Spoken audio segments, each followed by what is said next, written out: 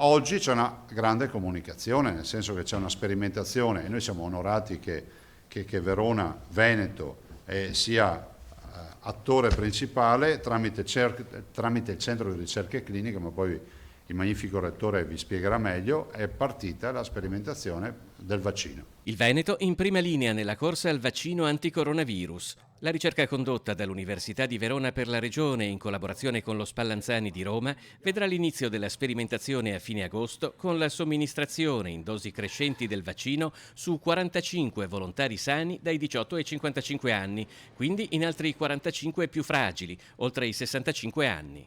Il primo principio ispiratore delle norme è la salvaguardia del volontario sano in questo caso o del paziente che per la prima volta assume una molecola nuova. In tutto il mondo la ricerca di fase precoce è iperregolamentata. I paesi occidentali sono sottoposti a quelle norme che vengono definite good clinical practices e sono rigorosissime. Nel mondo sono aperti circa 25 fronti di ricerca del vaccino anticoronavirus, un impegno globale che però non potrà accelerare il raggiungimento del risultato oltre i tempi fisiologici della sperimentazione. Il vaccino dovrebbe arrivare alla fine del 2021.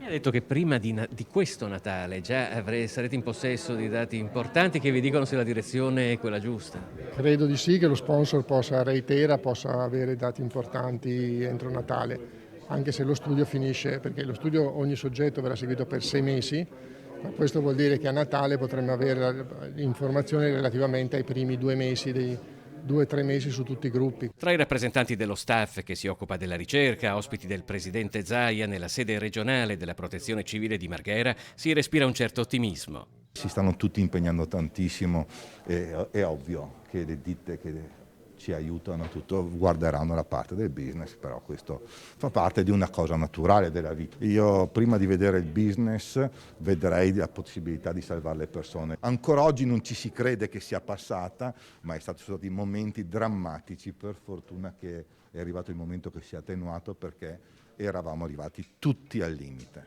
tutti.